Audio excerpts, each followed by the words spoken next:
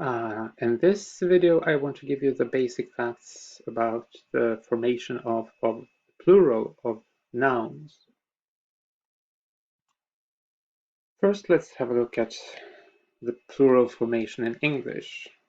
It's actually quite simple because almost all English nouns have a plural that is formed by the addition of the ending s. Cats, dogs, houses, lakes, parks, pupils, and most other words. Sometimes you have to insert an extra e in before the ending, so watch, watches, and a few nouns have alternations in the stem of the word. So, for example, F alternates with V in a number of words, like leaf, leaves, wife, wives, so on. And there are a few completely irregular plural forms in English, like child, children, ox, oxen, and so on. But generally speaking, it's quite easy to learn the plural formation of English nouns. In Somali, things are a bit more complex. Somali has 4 different plural endings. One is ayal, and ayal is used for all nouns that end in the vowel e in the singular. So all these words that are masculine and end in the vowel e have the plural suffix ayal. And this is completely regular and very easy to apply to those words. The next really easy suffix is oin. All the nouns that end in o in the singular, and they are feminine,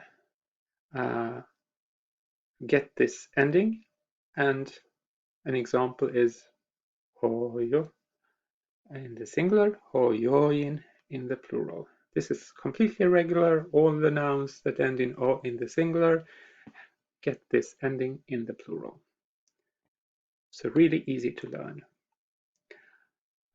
Then there is a group of Somali nouns that make use of something called replication, doubling, one could say. And this is a group of masculine nouns. So this only applies to masculine nouns. And they only have one syllable in the singular. So it only applies to these very short masculine nouns with one syllable in the singular. For example, mis, table, which becomes misas in the plural.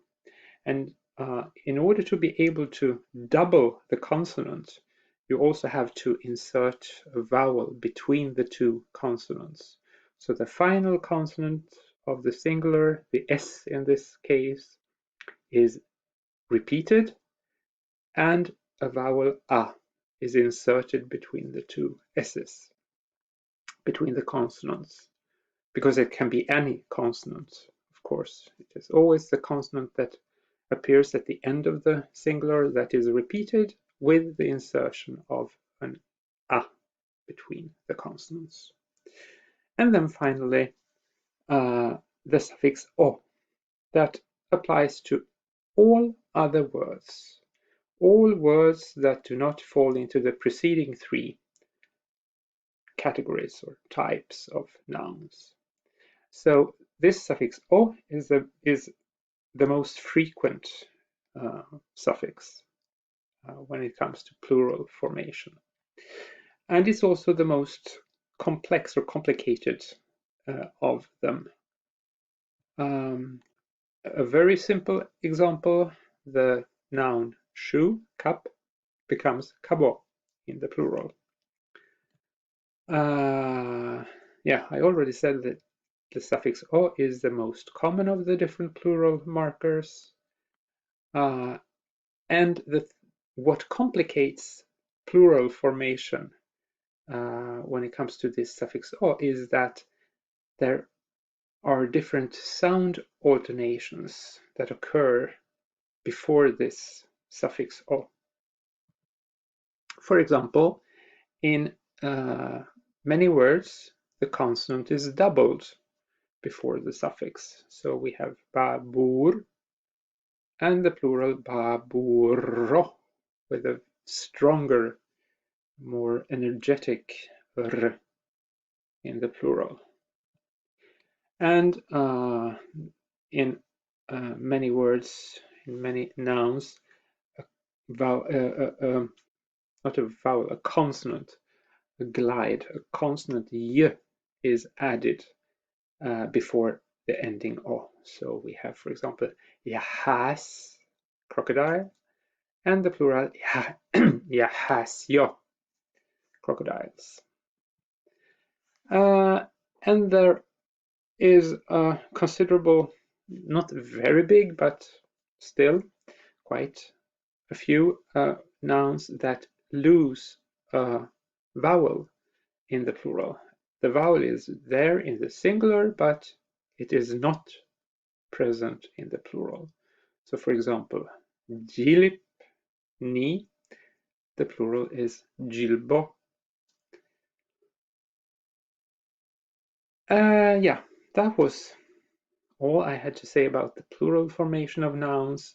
Of course, there is more to say about the plural forms, especially when it comes to the formation of the plural through reduplication, and above all, the most complex plural forms, those ending in o. There, when it comes to the forms in o, there is really quite a bit more to say. Yeah, that was it for this time.